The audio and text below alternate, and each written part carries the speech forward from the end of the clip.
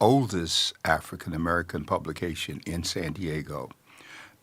We are adjudicated, and adjudication means that under the state government statutes, we have been acknowledged as a newspaper of general circulation, which publishes on a regular basis. And so those are the criteria in terms of adjudication being legally recognized. And so that means then that if someone brings a case in El Cajon and they've run a probate notice with the Voice and Viewpoint, then the courts can't complain about the location because the paper is right there in El Cajon at the courthouse. Same way we've been at all the courthouses until recently, and we're replacing some of our equipment.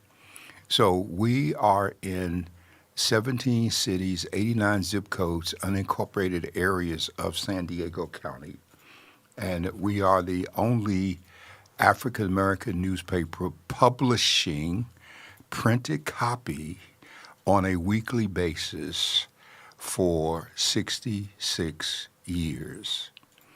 That's what makes us an adjudicated newspaper, and that is the reference when we talk about our statute serving not only San Diego's African, but as our logo says, our African and African American communities.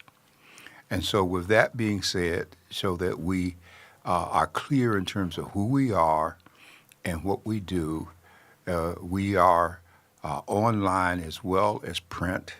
We have news bites, we have newsletters, we have videos that we post as well. And so we are a multimedia publication in terms of what we do. And many of you have seen that, and you have some of your activities that have been covered. When we had the floods in San Diego, we were there live video in terms of the flooding taking place. We were there with Footnote 7 and Encanto. And so we have been there covering this community, not only from a media standpoint, but from the standpoint of town hall meetings and special events that we've done to keep our community connected. In that context, we do this program, and I'm happy that we are joined here by Dr. Leonard Thompson III, who is responsible for GOD Radio. And Dr. Thompson will tell you how to reach us on this evening as we do an open mic with some very exciting topics that we want to discuss. Well, good evening, everyone, and good evening, Dr. Warren. If you would like to come in and join in on the conversation this evening, our number directly here is 858-251-6111. Again, that's 858-251-6111. And we are also on line at godradio1.com, as well as we're online at Facebook at godradio1.com, as well as on YouTube, godradio1.com. Okay, and so we have topics this evening that we would like to very much lead off with. And one of them I wanted to discuss, which is was up today in the Rules Committee of San Diego City Council, the whole effort by Sean Elo Oliveira, council member, to put a $5,000 a room tax on Airbnb bedrooms from the standpoint that, according to their figures, there are at least 5,000 people who own second homes in San Diego that they don't live in, and therefore those properties should be taxed. And the reality is that there's no relationship between those properties and the homelessness in San Diego County. I believe very strongly that aside from our own budget crisis, that the elements behind this legislative move, which will be heard again by the committee in January, come before the full city council by March, so that proposition can be put on the June 2026 ballot. I believe the hotel industry is behind that, because the more people that use Airbnb rentals, the fewer people are using hotels at $300, $500, and $600 a night. And so I just think that these are things that we should look at, because at some point you could have friends or relatives coming to visit you from out of town, and you know, they say that the idea is to make Airbnb unattractive for the people who own the properties. And you got to do a whole bunch of rental to be able to make a profit and still pay $5,000 per room, not per house, per room. Now, when they say That might per be room, rented. are they saying that by year?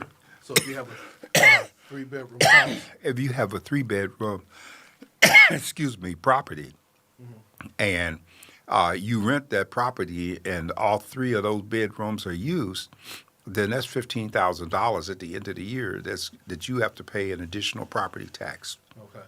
And the observation was made to me that there are some people in San Diego who have inheritance property, property that they might have inherited on the death of a family member as a part of generational wealth building. And what's happened in that scenario is, and sometimes they don't have the money to bring the property up to code to make it inhabitable.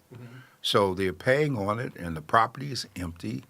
And these kind of rulings, if they're going to affect properties, even if they're empty, then that can be a deterrent to that kind of generational wealth building. Well, would you say that there should be some taxes, not on this general property, but property that is being used as Airbnb, that there should be some type of taxes that are in addition to, or do you agree that are you saying that there should be no Well, taxes at all? I thought in the past couple of years that the city passed a tax on the Airbnb because folks were complaining, especially in the beach community, about the turnover, and some of the people who, of course, were coming in as guests were destructive and noisy and disturbed what the law calls the quiet enjoyment of people who live there permanently. So these are issues that we need to look at. But I want to move beyond that issue to another issue. And as I said, this is open mic, and you're welcome to call in if you have a question or comment. I'm concerned in terms of San Diego County. As I saw what happened in Grossmont School District, where effort was made to remove the librarians and just put one librarian over the schools.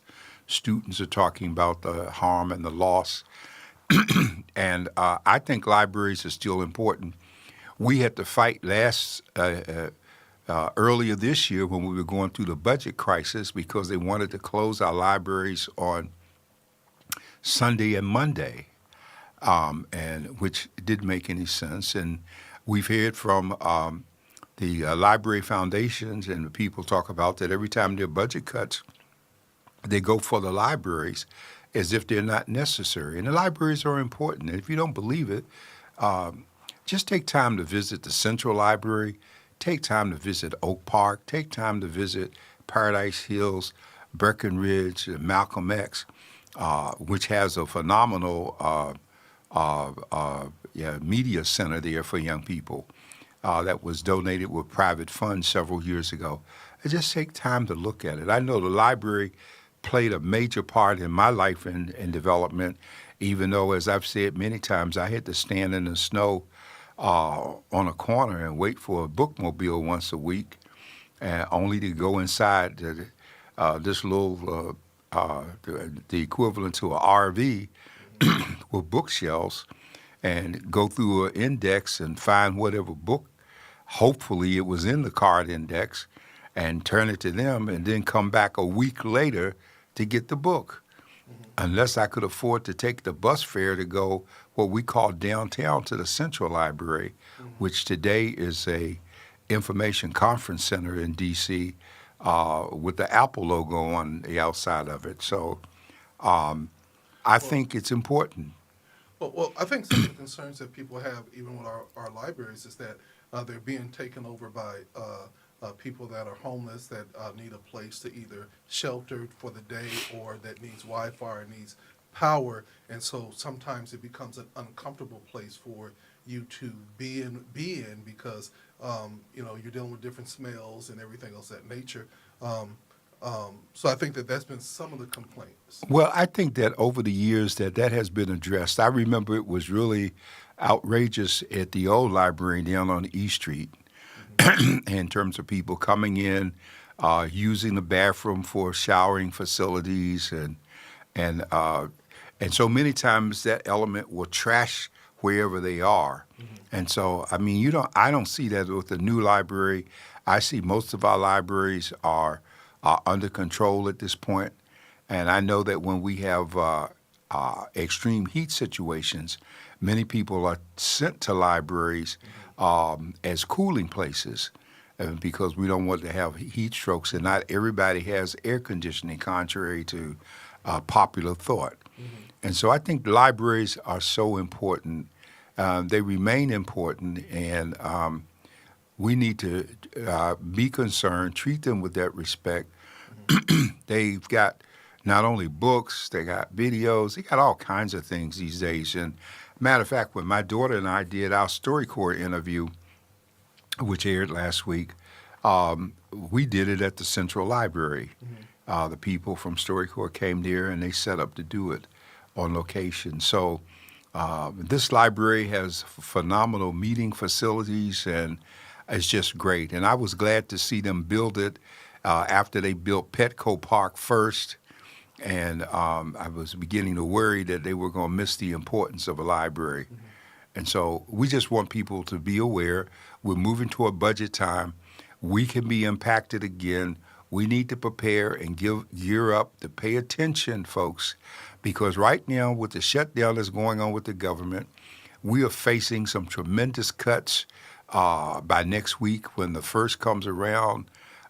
Food programs are going to be cut. People are going to be impacted in terms of open enrollment, new health care, prices if the Democrats don't hold, and I hope they hold, and let the government stay closed as long as it takes to not give in and have all of our health care benefits wiped out just to appease a few wealthy people. Well, well, let me ask you a question.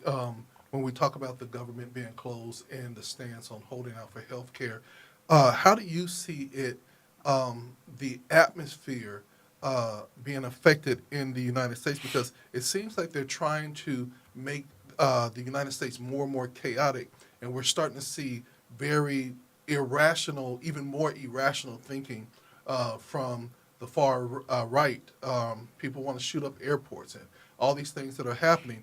Do you think the Republicans are really are they really doing it because they really stand on anything, or are they doing it so that they can create nationwide chaos and then they can declare martial law? Well, you know what? The reasoning that they're doing it is not as important as what we can do to stop them from doing it. And I believe, as I've said editorially this week, that every elected Republican member of Congress from every district should have people organizing in that district with candidates who are going to follow, protect and defend the Constitution and remove those people from office. Now, if we can go from 5 to 7 million people in protest, and I write this week, now that we're marching, let's pray and vote. Because Trump made it very clear when he made the comment last week when asked about the demonstration, and he and his crazy little secretary, their attitude is, oh, they don't count. We don't care. I think we should show them that the masses do count. And the reason they say we don't count, folks, is because I can tell you statistically, coming from a career in politics, having run for and first been elected to office at the age of 28 in the nation's capital, I can tell you that people who hold office, people who do polls, people who orchestrate campaigns, they know, I'm saying, your habits. They know what you're going to vote for, whether or not you're going to vote, what your interest is based on what your income is. They profiled you just like they do jury profiles on some of these TV programs that we watch. They know if the candidate wears a nice suit and a nice tie, or if it's a man or woman. They got all of this stuff worked out. And the Republicans, over the past, Kamala Harris made the statement in her book, 107 Days, when she was doing an interview with Rachel on MSNBC. And this is a profound truth I haven't heard anyone else state. She said, this planning has been in the making for decades. For decades. For decades, the Republicans have developed algorithms for the use of redistricting so that they could draw lines in such a way that based on their profiles, they know who would vote. Mm-hmm. And so we can have districts with a lot of black people. But, you know, in the election, even with the last time Obama ran, and even with Harris's run, we've had black folks that did not vote or took the position, the black men, well, we're not going to vote for her and all that. You missed the point. They missed the point. And so we have been targeted as predictable. And what we need to do now, before we are all homeless and hungry and standing in soup lines like the 30s, we have no excuse. We can read and write where our parents and grandparents couldn't. We can register to vote without somebody holding a gun and threatening to shoot us or put us out if we vote. We have a right to do all of this, and that's why we're pushing so hard for Prop 50 here in California, because the truth be told, and they're talking about North Carolina is picking up an additional Republican seat in addition to the 5 they plan to get in Texas. Mm-hmm. But the reality of it is, folks, that it's not just black people. Whites and Latinos are affected too. The 5 districts that are being that were created in Texas, 2 of them have belonged to black members of Congress. One to Sheila Jackson Lee, who died, and they refused to hold a special election. And another one was for a gentleman.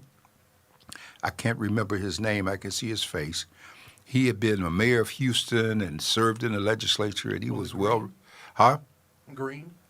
I don't remember his name, but I do know that after they finished redrawing these boundaries, those 2 districts had some degree of consolidation, and it's going to be harder. Al Green and Jasmine Crockett, they're going to be safe. But in California, remember, the states with the largest congressional delegations are California, New York, and Texas. And in California, we have 52 seats in Congress. 12 of them are held by Republicans. We are looking to reduce that at least by 1 in San Diego County if we can get Darrell Issa out. And there is no reason that we can't go after it. And I believe that it's not going to just be a color vote, because the poverty and hardship knows no color. And there are white and Asian and Latino people, Social Security recipients, food assistance, the SNAP program, the Supplemental Nutritional Assistance Program, EBT. People of all colors are benefiting from these programs. And when I was in Washington and vice president of a policy institute, I was in charge of a center that dealt with what was called social insurance and income security. And my specialty was looking at programs like welfare, workers' comp, disability, railroad retirement, longshoremen and harbor workers, federal government retirement programs, postal employees, all of these things that provided assistance to people, how they worked, how long people stayed on them, how the government was trying in so many instances to cut them, because before Obama, you remember that Hillary Clinton and Bill and Hillary, they tried to do a thing in terms of welfare. And welfare is a program designed to provide assistance to people as a part of the safety net. And so, quiet as it is, there are more white people in America on welfare than black folks. And so this week we carry a story, and I'm not going to dominate this time, but this is so important. We got a story that's it's called The Immigrant's American Debt.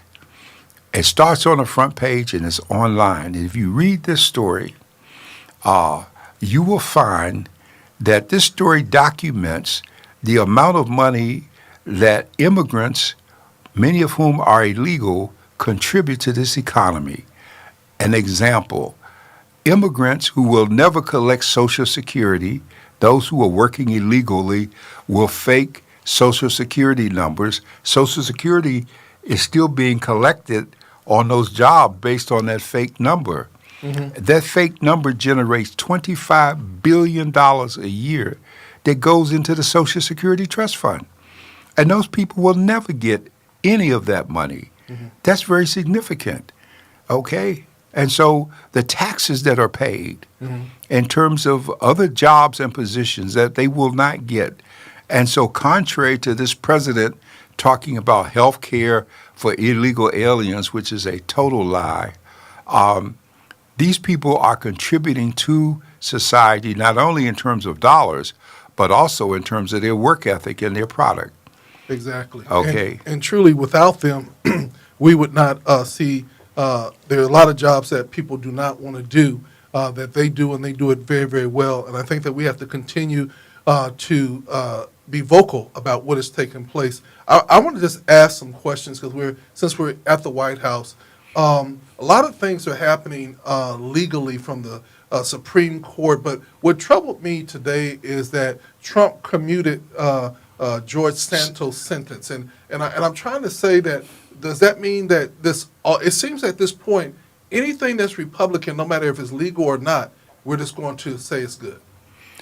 Well, we know that Santos got a 7-year sentence for fraud, and he did some really wicked things. It was Marjorie Taylor Greene, who was his partner in the Congress, who pursued and begged the president for the pardon. That is the kind of thing that if Obama had done it, they would have been trying to impeach him. Well, you can't impeach Trump anyhow because he controls the House, and all impeachment has to start in the House. And he's got the Senate messed up, so and he's got the Supreme Court in his hip pocket because they passed a law indicating that he had immunity. He could just, like he used to say, he could shoot somebody on Fifth Avenue and nothing happened. He's just about at that point. And so Santos joins that whole list of some 1,600 people, I believe, from the destruction at the Capitol who have been commuted and set free. Some of them have committed additional crimes since then and been rearrested. But it adds to why we celebrated No King's Day, because the computation is there. And so he commuted the sentence. He's out, and I don't know what he's going to do, but let's not forget that the very president commuting the system was indicted and convicted of 33 felonies himself. Yeah. And you think that's something. Now Trump is insisting that the Justice Department reimburse him for $230 million for legal fees for the cases such as Jack Smith going after him about the documents being in Mar-a-Lago, and he wants that money to be given back. All of these moves are unprecedented, and all of these moves are a part of the master plan of the guy that Trump put in charge of the Office of Management and Budget. And so I don't think we should keep on watching Trump as much as we need to look at getting rid of the people who are silently giving their consent. We have judges here in the 9th district where we live who okayed the National Guard being federalized by Trump and sent into Portland. And fortunately, because of the way the court system is structured, the Court of Appeals can sit as a full body in what they call en bloc, and they can reconsider this because this decision was by a judge that Trump appointed was so outrageously wrong. You are overriding the sovereignty of a state when the Constitution makes it clear that all rights not specifically given to the states, to the federal government, are reserved to the states under Article 10, and that includes welfare and the care for the people within the state. And there are only certain emergency situations. So he has violated all of that and sent the National Guard in, and I believe it's going to be overturned, which would be a wonderful thing. I'm not concerned about him going after Comey or Bolton or any of those people who were part of his administration who drank the Kool-Aid while they were there. Because I don't want anyone to forget that James Comey knew better when he announced 2 weeks before the election that Hillary Clinton was a subject of interest by the Justice Department, which further damaged her chances of getting elected. And not only is he getting payback now, but his daughter, who worked in justice, is being pursued and prosecuted by Trump. Yes, Trump got an indictment against Letitia James and Fannie Wills, but those cases are not going to go anywhere because at the end of the day, there's got to be trials.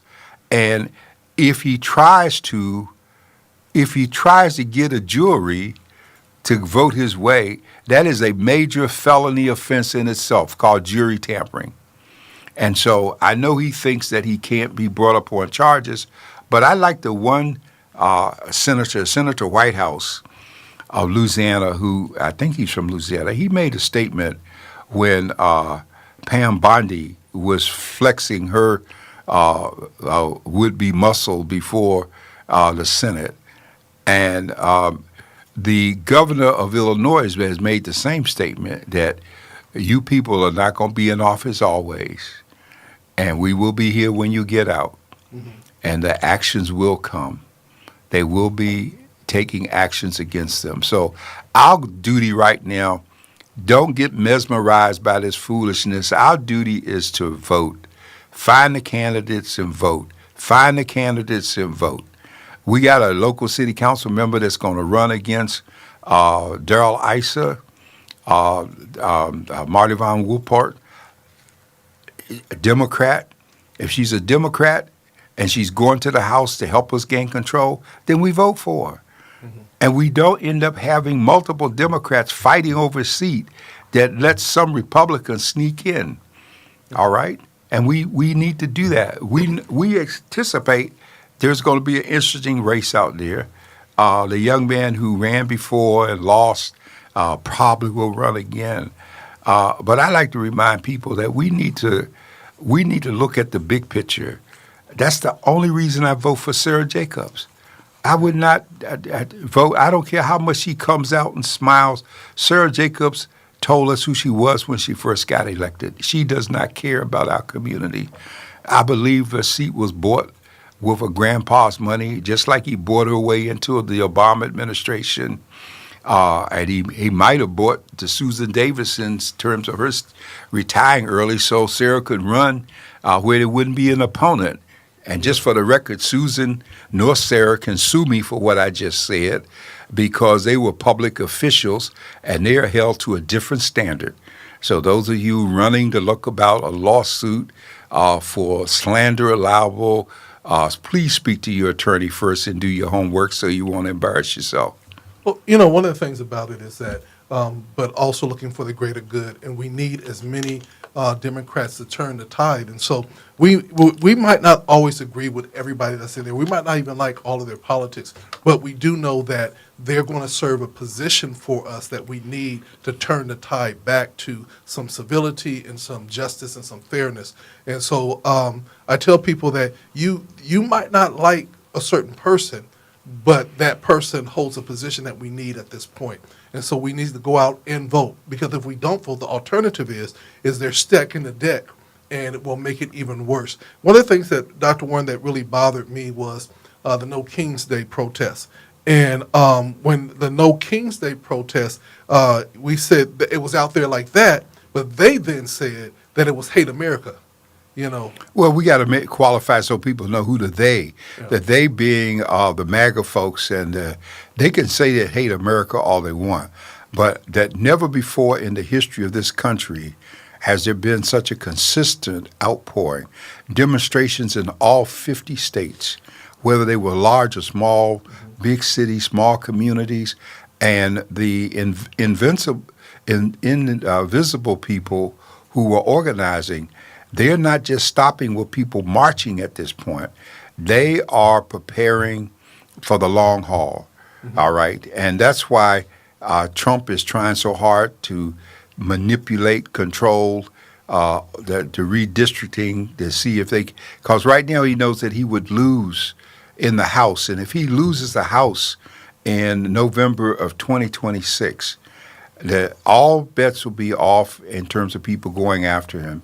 We have a chance to also take Senate seats because the way the Congress is organized, the House of Representatives has to run every 2 years, and the 100 members of the Senate, which comes from each state having just 2 senators, no matter how their size. So that means that California, Texas, and New York got 2 senators, just like Utah and Nevada, which are smaller places.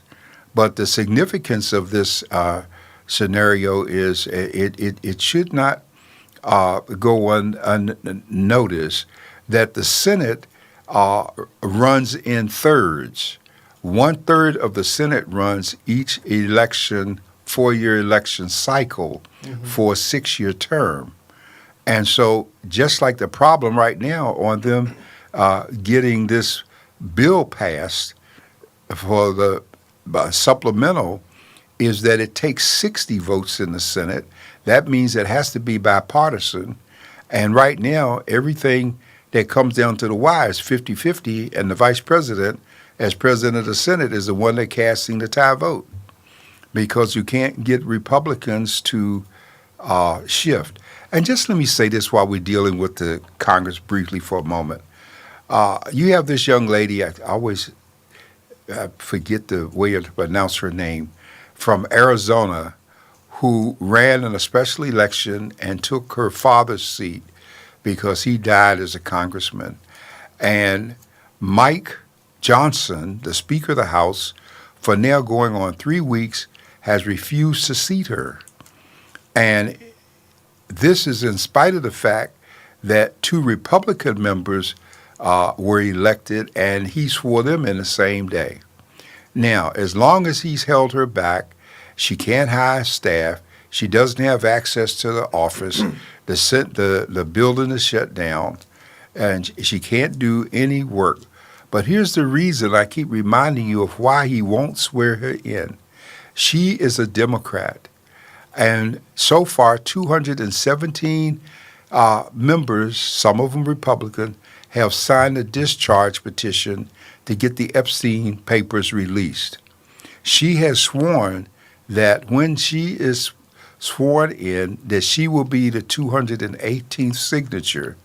And when 218 members of Congress sign a discharge petition, the Speaker of the House is bound by the rules to bring the matter up for a vote, which will force the Republicans to stand before the public on the Epstein file. They can't stand there and say yay and nay. Every vote will be recorded, and the pressure will be on. And so this is why, and I was glad to see today that the Attorney General of Arizona has finally filed a lawsuit against Mike Johnson in the House of Representatives. I've been saying for the past 2 weeks, 2 of the 3 weeks, that, this goes back to what happened with Adam Clayton Powell, the black congressman from Harlem. Powell was expelled from Congress under allegations that he was misusing funds and had beautiful women traveling with him. Oh, so much more has happened today, and people are still in their seats.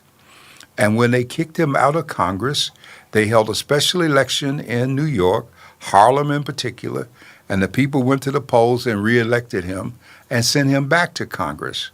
And so then Powell sued the House of Representatives. At that time, the Speaker was a man named John McCormick. And so the forever Supreme Court case is Powell versus McCormick, in which case the Supreme Court sided with Powell and the people of New York that he had a right to his seat. Now, he didn't do much about that because the way they really added insult to injury, they put him back on the committee that he had chaired as the most junior member. And that was just too much humiliation for him, because I worked for the committee at the time, and he never came back. He never attended another meeting. He never did. And so now we got history repeating itself.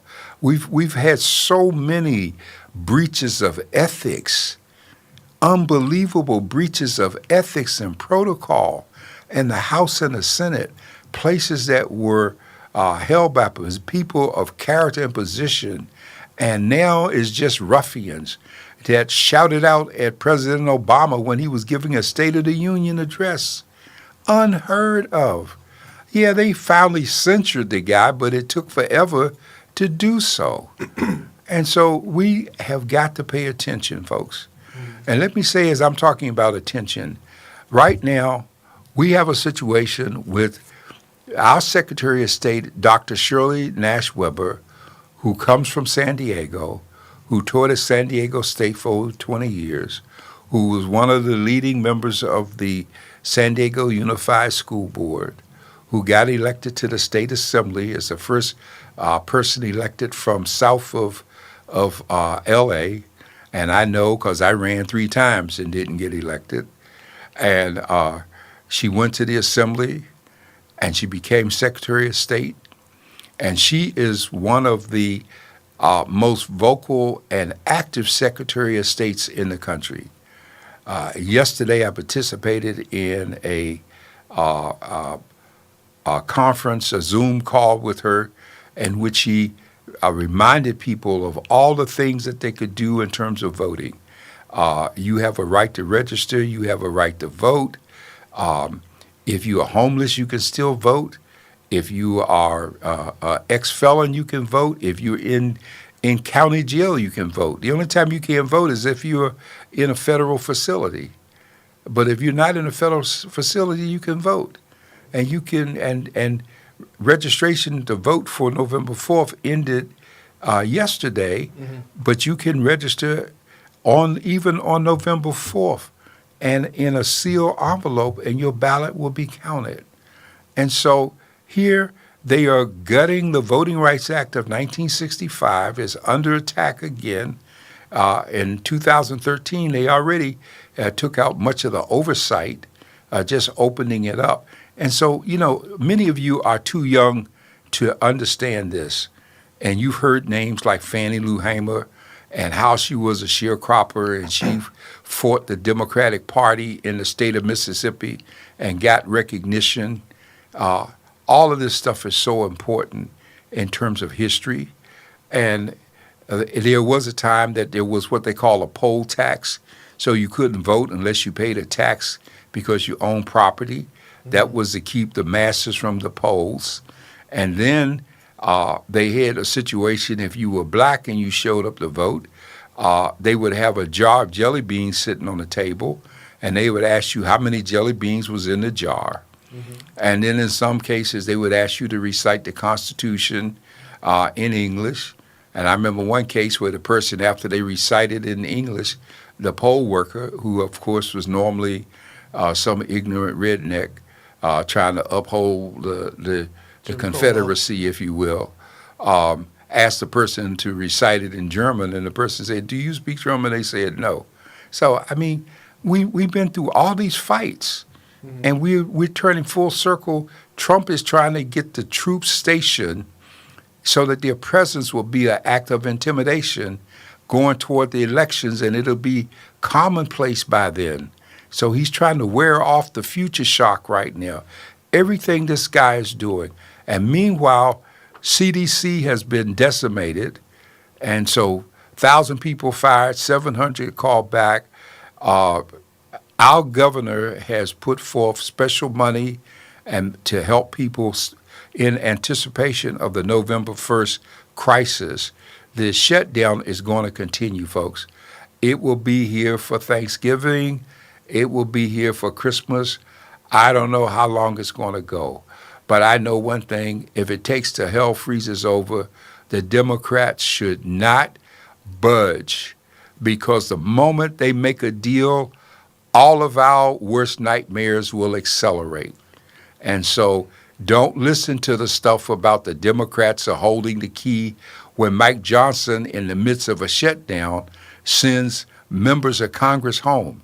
My question is, how is it that essential people, TSA, air traffic controllers, and all these people who work in this country are working without pay at the same time that the Republican members of the Congress are getting paid and not working? Yeah.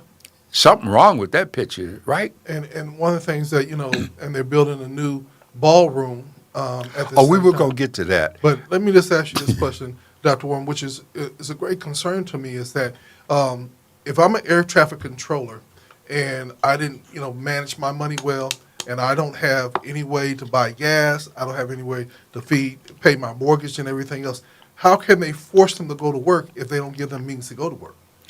Well, that's your problem. Because if your agreement as an essential person says that you have to work and you don't show, then from their standpoint, the reasoning doesn't count. You get terminated. And their goal is to fire at least 10,000 people as they further reduce government. Mm-hmm. And even if we got them out next year, it's going to take years to recover from the harm and the damage that's been done, and it is being done every day. Mm-hmm. And the tearing down of the east wing of the White House to build a ballroom. The White House hasn't been under physical destruction since the War of 1812, when the British came in and got close enough to burn it. And here we are with this idiot wanting to build a ballroom and turn the White House into an extension of Mar-a-Lago. Okay? And so people should look at it. The 9/11 terrorists couldn't get to the White House. But the president that you elected is doing the damage for them. And it's a sad day to watch part of that building being torn down to build a ballroom, and that's going to cost over $100 million. And now Trump is talking about maybe he's going to give some of the money from the Department of Justice to cover the cost. But the government is not his private piggy bank for all of this stuff that's going on, folks. And there's some people can afford to deal with that, and some people can't. Mm-hmm. So one of the things that's just really disheartening is that while the government, as I say, as the government turns, it seems like there's no real concern about real American people that are suffering day by day. We've been hearing that even the governor is making provisions to activate the National Guard in areas of for food distribution and helping with feeding San Diego and everybody else, just to literally help with providing service and service in the community because the need is going to be so great. Well, he is, and those are conditions under which the state militia, being the National Guard, can be used. And it's a fair and appropriate that he would do so. Mm-hmm. Floods, disasters, fires, all those things, they make sense. And so we have people that we have to feed, we have to help. This state is not going to let people starve.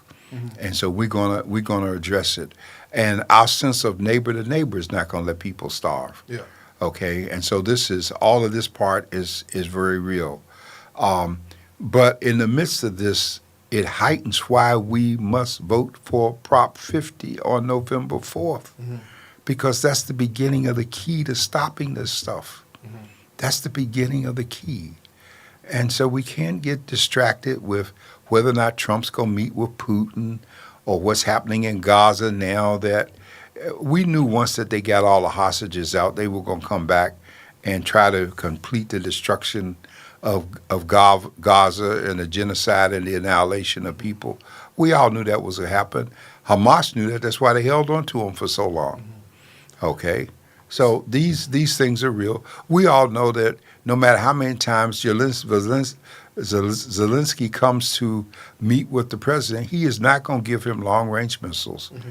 He's going to talk the talk, but he is not going to do anything against Putin. Mm-hmm.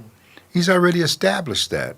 Mm-hmm. And now it's a question, and some people are looking at it, about what's going to happen. I mean, the real goal is to cripple NATO so that when Russia does move on one of the Article 5 countries or China moves on Taiwan, then we are forced into a battle under Article 5 because we have to protect and defend.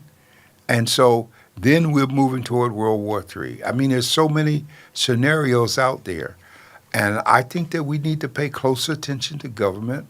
We need to pay close attention to preparation. You know, in Israel, everybody has a gas mask. Everybody is prepared.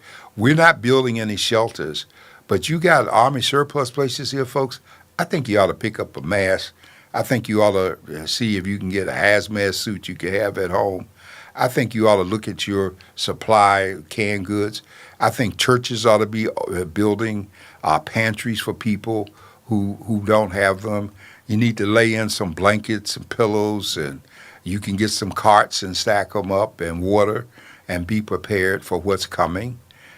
This is real, and it is coming, folks. It is coming. So Dr. Warren, I think it's really important that we pause at that point to reiterate that we have lived in the comforts of America for years, and all we've known is that we have not really seen personally real war on our own territory. We've seen attacks and things of that nature, but really being attacked with bombs and everything else of that nature. And I think that we have to begin to look that we are making ourselves in this state very, very vulnerable. Not only are we taking on countries, but we're also now taking on directly the drug lords, and we're literally ostracizing the countries that are around us. And so now it's just kind of like, if we think you're wrong, we're going to blow you out the water. You know what I'm saying? No questions asked. There were drug boats. And I'm just concerned because have they yet recovered any drugs? Well, let's understand something. I think before we jump the gun on that, the cartels, at least 10 years ago, start building submarines that were designed to hold just one person and to pack every inch with drugs. Our drone capability has improved. At first, we were just relying upon the Coast Guard, and they were only able to see surface vessels.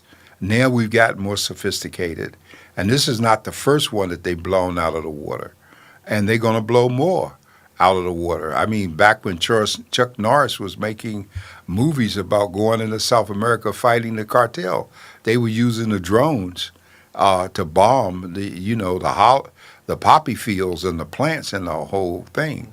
So that part is gonna pick up, is gonna stay with us. I just think we need to pick the battles that we can fight. Mm-hmm. All right, because if people weren't buying drugs, then they wouldn't keep sending them. Mm-hmm.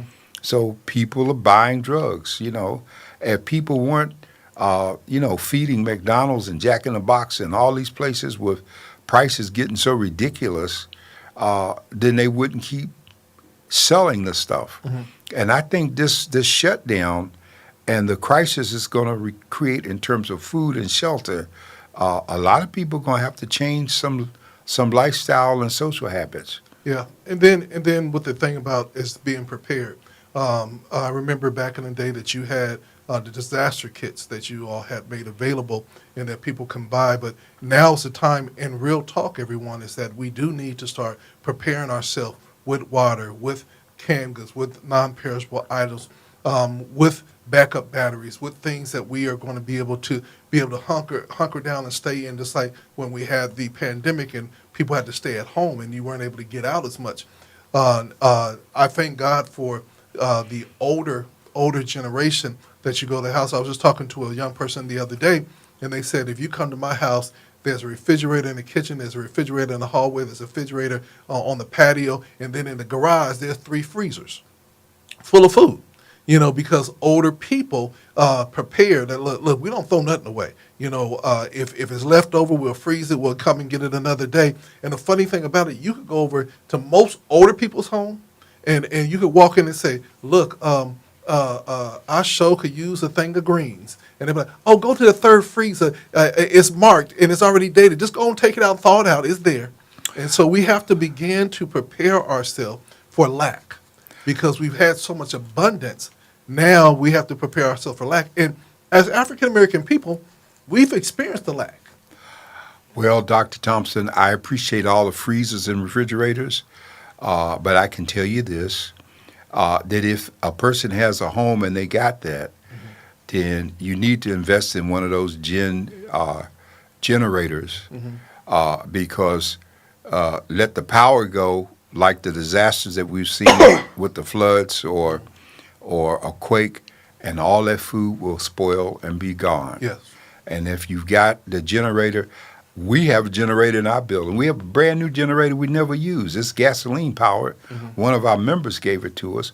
But I remember the days when we were back on Euclid that someone hit the main power box and knocked out power through that whole quadrant.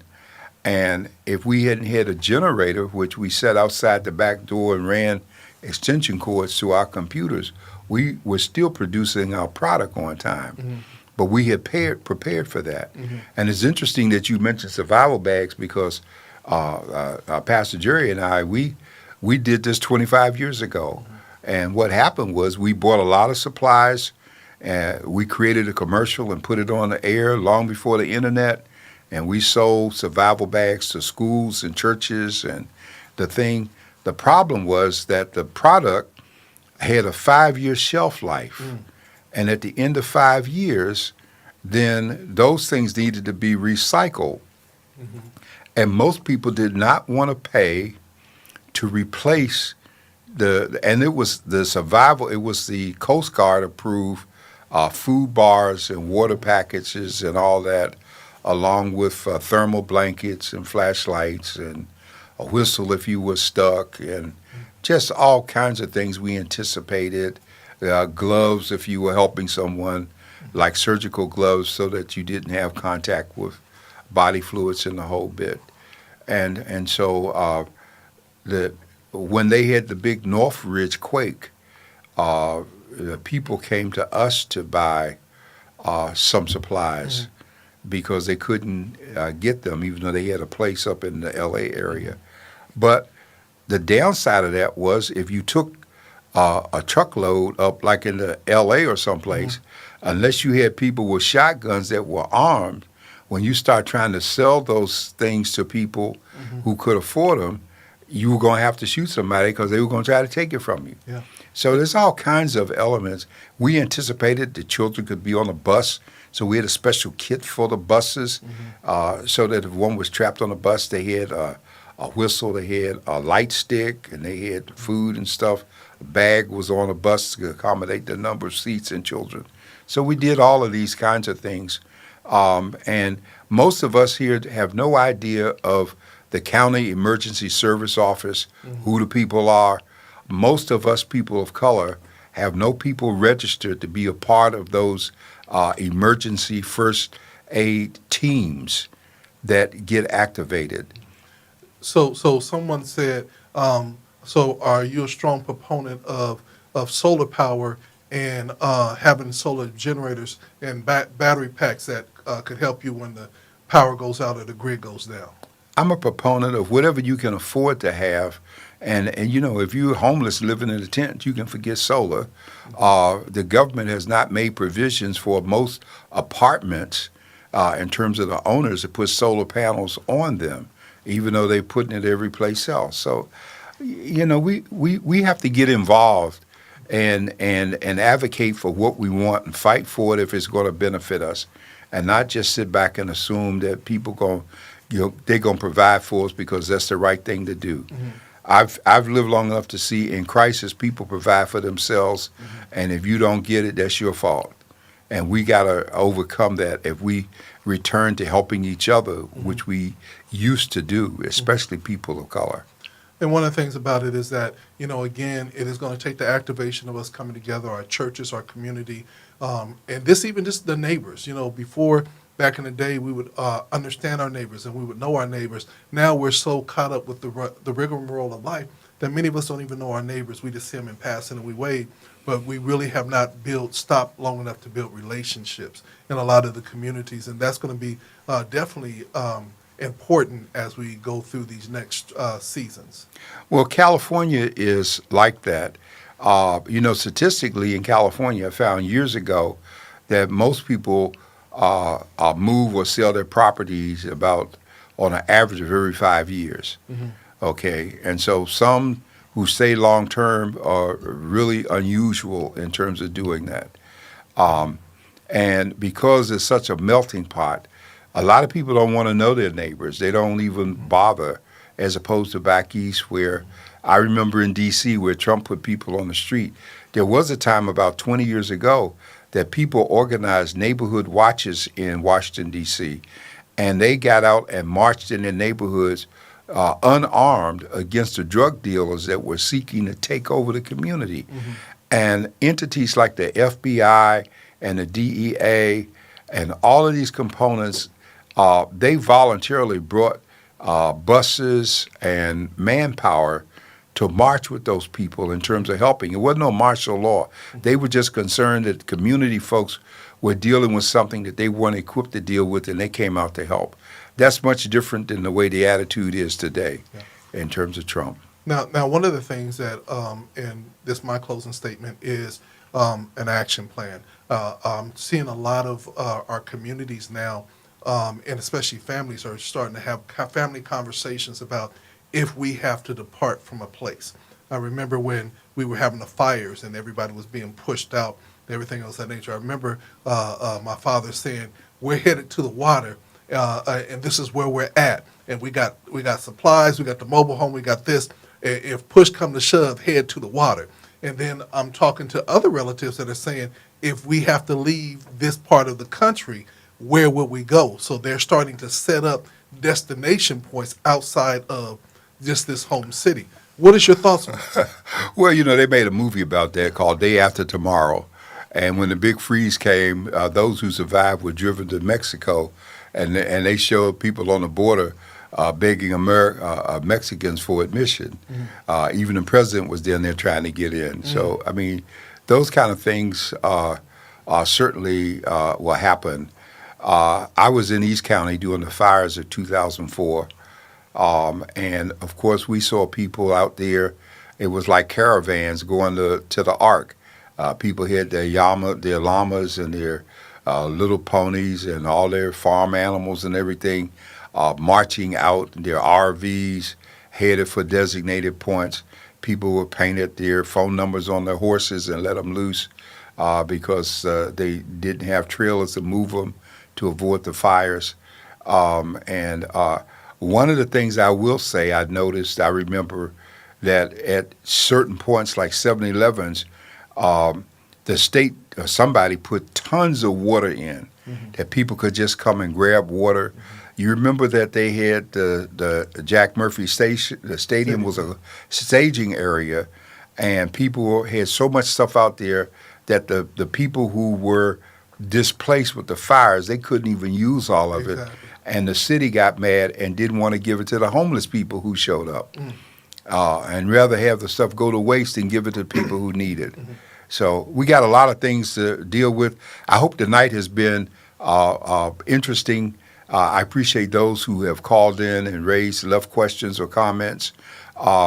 Please, you can check your voice and viewpoint.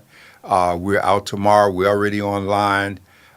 We are publishing news bites and newsletters at least 3 times a week. Our numbers are up.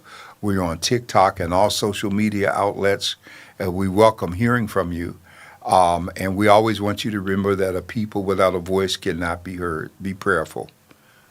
Thank you very much, Dr. Warren. This is From the Desk of the Editor with Dr. John Warren. Y'all be blessed. God said the same. We'll see you next week. Next week we have our special guest. Yes, we have Brother Quick Wilson, coming back, Chief Strategy Person for United Domestic Workers, as they are working diligently to get Prop 50 passed. Yes. And so we're excited about making another push in that direction.